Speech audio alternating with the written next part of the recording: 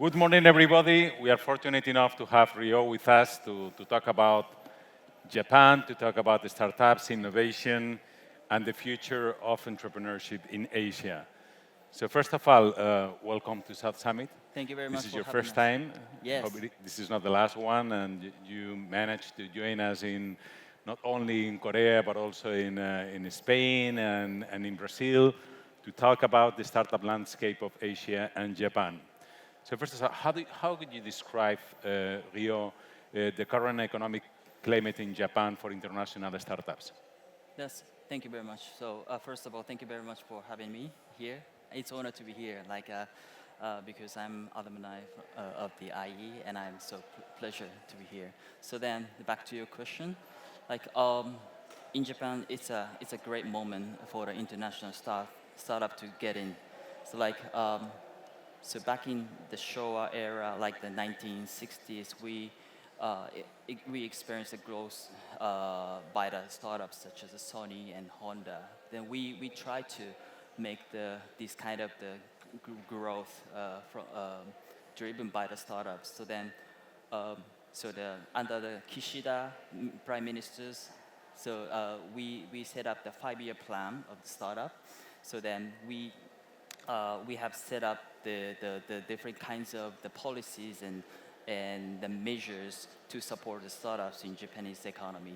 So then we provided the fundings, of course, but also we arranged the partnership between the large corporations and the small startups. But so then we believe that the startups is a kind of the driver of changing the society and changing the world. So then we are keen to drive these initiatives and keep this momentum for upcoming years.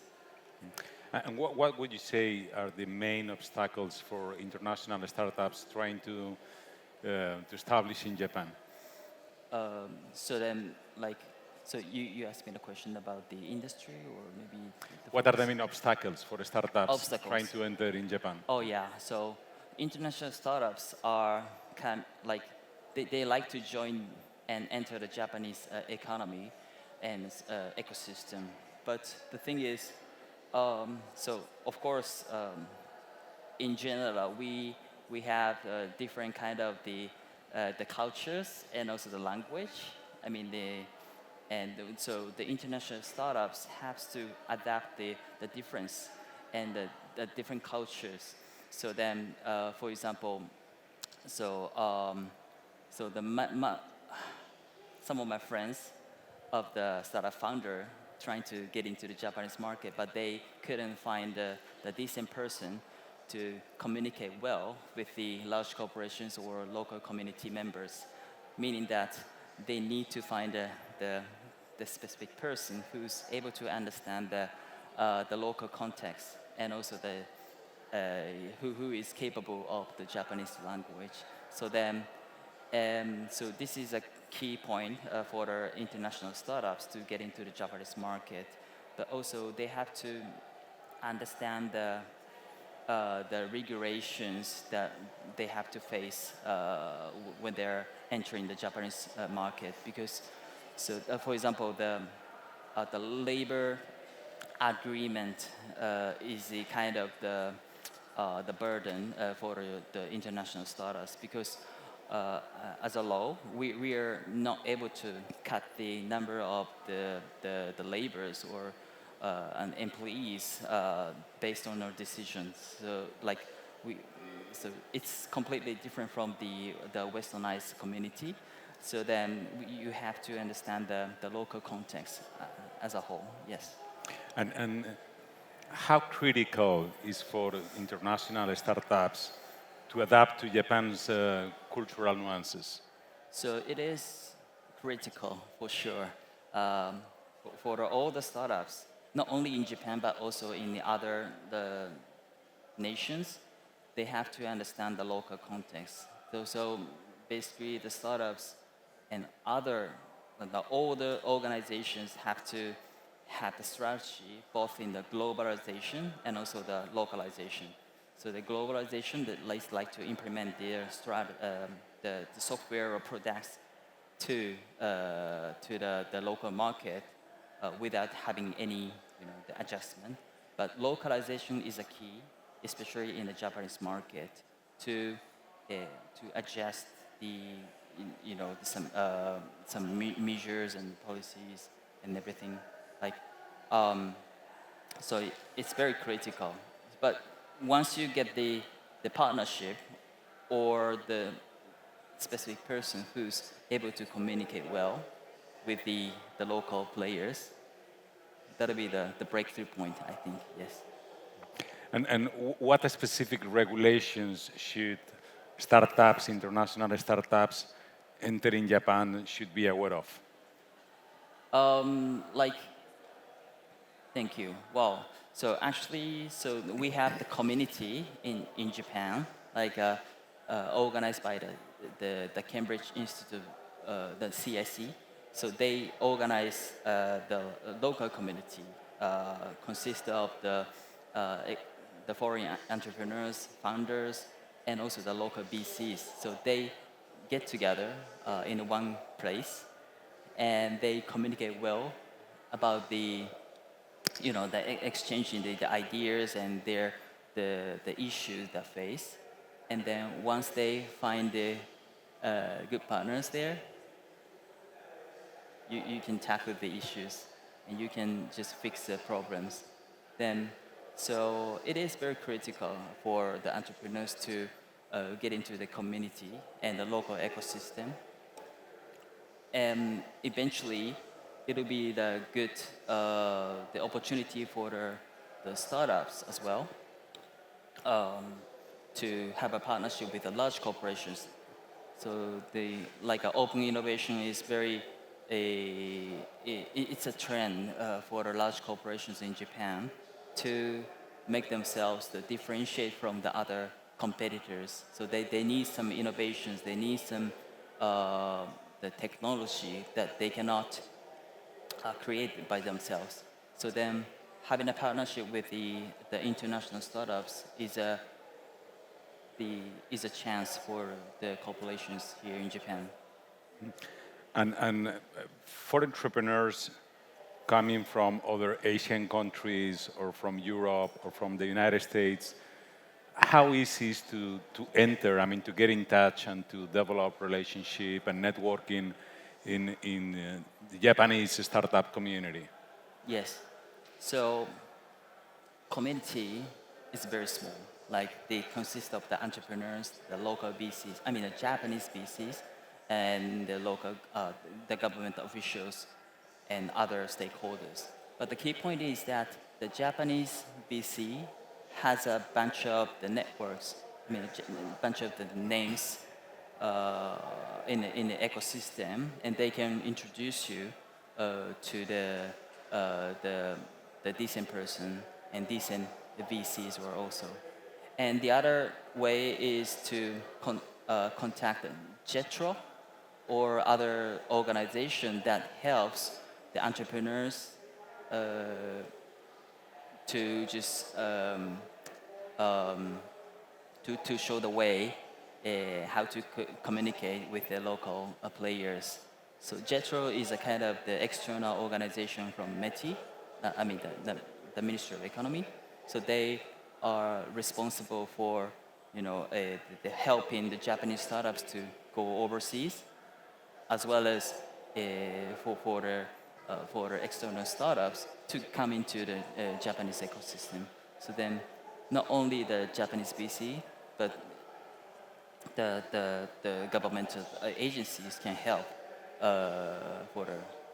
can help the external founders. Yes. Okay. And what industries, what sectors would you say show in Japan strong demand for innovation and could be the target for startups coming from other countries? Right, thank you. So then we have invested and we have so much interest in all kinds of the industry, but recently we see the high demand in the deep tech. So deep tech and AI are very, how can I say, it's a big trend in Japan. So then we, as a government, we provide the support program and support measures for the deep tech companies for long term. Because in general, the VC investors are trying to invest in the deep tech startups for at least 10 years under the contract, but it's sometimes too short for deep tech startups to drive their technologies and drive their the businesses.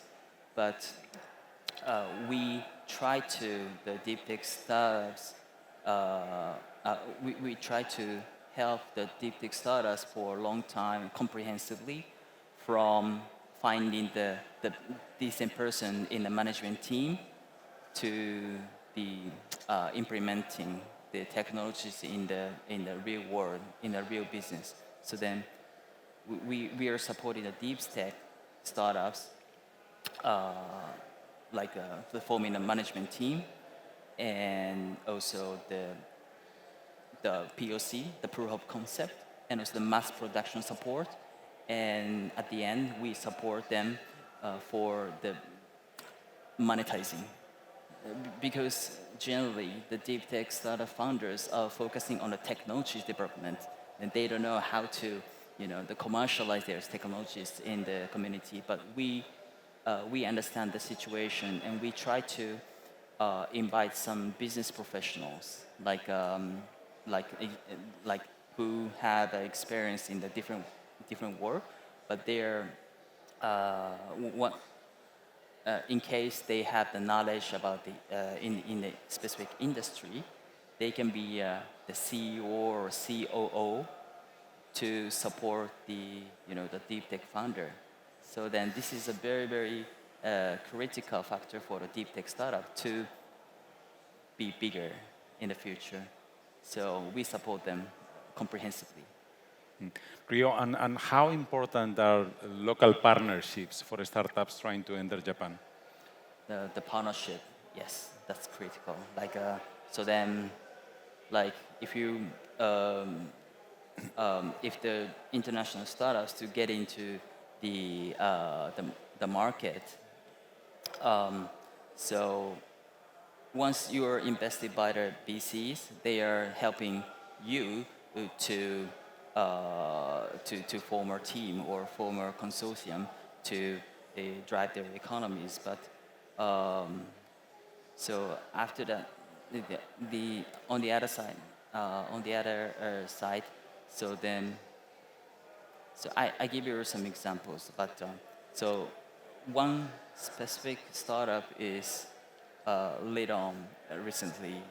So then, which is called, the startup is called Sakana AI. Sakana means fish in English, and AI is AI. The Sakana AI established their business in Tokyo, but the founders are they were the ex-Google engineers, and they are legendary Google engineers actually. But they established their own startup in Tokyo, so they based in Tokyo, and their office is very close to our office, so that we can pass by anytime. But joking aside, they are very talented.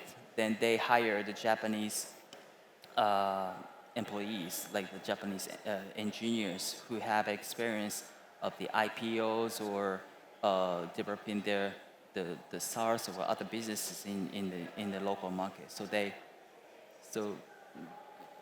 basically the founders are from the Google, and they are the enthusiasts in the technology development. But at the same time, they hire the Japanese executives who have experience in the startup world. So so this guy, the Japanese guy, knows well about the context in the Japanese market. So then they are forming a very good team. They are communicating well with the large corporations. So recently, we saw the news that they are invested by the NEA, Coastal Ventures, and Lux Capitals, and also the NVIDIA. So, and also that they have a partnership with the NVIDIA to develop their the AI development ecosystem and platform in Japan. And the 2 to 3 weeks later, the Japanese large corporations had the partnership, and also they made a contract to co-work for developing the AI community and a platform ecosystem here in Japan. So, like, international startups doesn't have to start their business in Tokyo from scratch, but this is a very good example for the international startup founders to get into the Japanese market. So as I told you, so finding the partnership or finding the local partners in Japan is one way, but another way is to establish their own startups from scratch in Japan. So we have the different types of the entry methodologies, but we support comprehensively as a government and also as a VC or other, the stakeholders in the community. And how easy is for international startups to access to the local venture capital industry?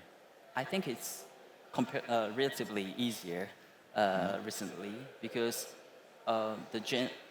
back in let's say for the last 10 years, so Japanese VCs are focusing on the domestic market, so that they investing in the Japanese startups because they need a traction and they need a track record. So they basically initiated investing in the local startups. But recently, we see the traditional Japanese venture capitals have the branches in overseas, like in UK, US, and Singapore. So they invested in the local startups in each regions.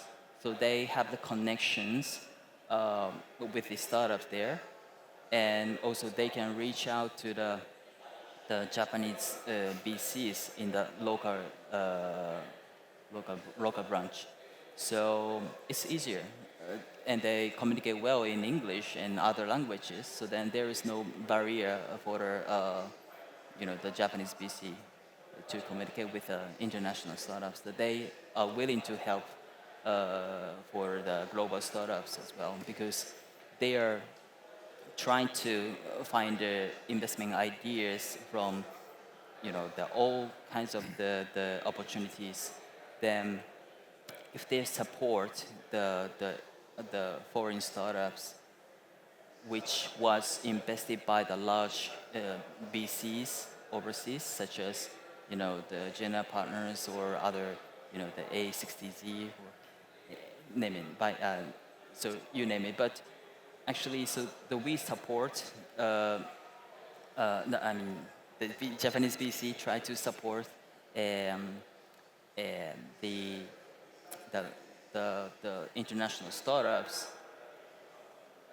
to follow and to just get to know more about the international VCs as well. So then it's a very good connections for them. So they can be that is going to be the benefit for the Japanese startup, Japanese venture capital as well.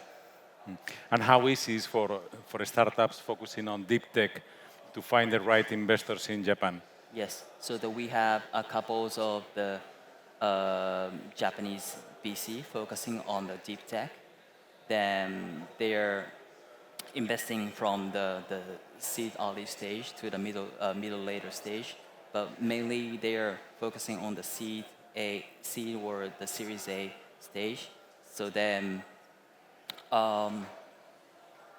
so like it's probably the easy for the international startups, but like so if you so some of my friends told me that they are trying to contact through the LinkedIn directly, and also some of my friends had a pitch on the CES, the event organized that they happened taking place in the US, and she had a very good pitch, and then NTT, Docomo, and the large telecommunication companies got interested in her, and they reach out and they help to connect with the local BCs and also local accelerators.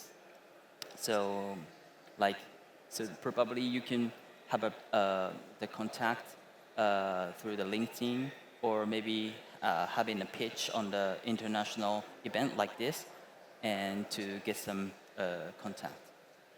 The other one is like, so once you're registered, uh, once you're registered as a Japanese startup, you can apply for the J-Star X program provided by us. Like J-Star X is a kind of program for the entrepreneurs to experience and in overseas ecosystems, such as in Silicon Valley or in Paris, like in Singapore, in you name it. But so once you register as a Japanese startup, you can apply for the J-Star X program, and you can be invested by the local BCs or maybe other the international BCs once you can show your capability or ability for the further the business growth. So through the program. So the program is very intense, and which it's very similar to other incubators, accelerators program. So then you can try to have a pitch, and you can try to the validate the business structure and everything. It's very similar to the startup lab in IE. It's very tough and very intense, but it's very meaningful for the international startups as well to get into the Japanese market.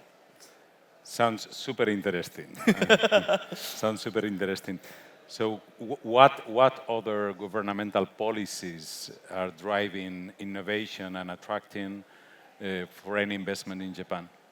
Thank you. So recently we like to invite the global investors to the Japanese community.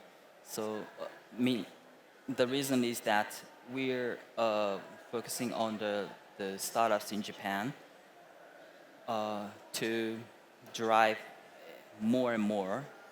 But the point is that we see the lackness of the global investors or global capitals for the Japanese startup to support.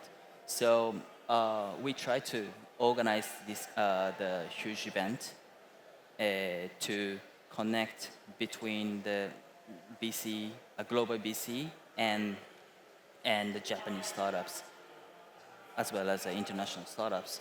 So then so this is an announcement for you guys to have to organize the event next year. So we are going to have the expo, like a World Expo in 2025. But beside the event, we're gonna host the Global Startup Expo to invite all kinds of the global BC accelerators, global and global the startups to in Osaka in Japan. But so then we had an event in the Vivatech in France this year, and also the last year we hosted the Moment, the event inviting the global BCs to Japan. So this is not the first time, but it's very critical for us to communicate well with the entrepreneurs and the global BCs. Rio, how did your IE University experience shape your approach to innovation in Japan? Wow, that's great. Thank you. Well, what I learned from the IE, so I graduated from the IMBA in 2022, but what I learned from the IE is basically the growth mindset. Like, we tried something new by asking about ourselves, like, this is good or not, and so how can we do better? So this is the very important attitudes for the the Japanese government officials, because in general, as you may know, that the Japanese, not only Japanese, but the national government peoples are conservative and stubborn sometimes. But we have to try something new. And then this is a kind of the influencing the power for the colleagues. So then I try to do something new and also take the initiatives to do something new in the division. But our division is very diverse team actually, so it's very special to promote the startup and innovation in Japan. We have the lawyers, accountants, bankers, engineers, BC, and also the startup members. So we are very, very diverse team, but they bring in their specialties to the team. So then I experience very good vibes in the team, and also that they are very passionate, but they sometimes feel anxious to take the risk. So then I just consult them, like by doing something new, like I did in the IE program. So then let's do that. So then we can keep momentum for a long time. So yeah. Right. We are running out of time. We have just 2 minutes left, but maybe you want to share with us some other success stories and tell us how can South Summit and IE University can help Japan to extend this invitation to enter the Japanese market in the future. Thank you. Like you said, so then we like to host the South Summit in Japan in the future if we could, because not only in South Korea but also in Japan, it's a very good trend and very strong trend to focus on the startups, because we need the innovations, we need some new drivers to change the world, change the society. So then this South Summit and other, the startup event and this kind of the ecosystem building is very critical and very essential for the Japan as well. So then, so we like to support the international startups and also the Japanese startups, in a great way for their success. I mean, we like to see the innovations through making them successful, because they have to enjoy the process itself and also the achievement at the end. Then we like to support them. Then through the support, we can enjoy the betterment in the society and the community in Japan. So then we are keen on keep on supporting them for the future, for the long term. Yes. Thank you very much again for Thank you very much. finding the time to come and joining us in South Summit, Korea, in Suwon. Rio, we feel super proud of you at IE University. Thank you very much. So please come back soon, not only to South Summit, Korea, but also to Madrid. Yes. Join me in giving a big applause to Rio, please.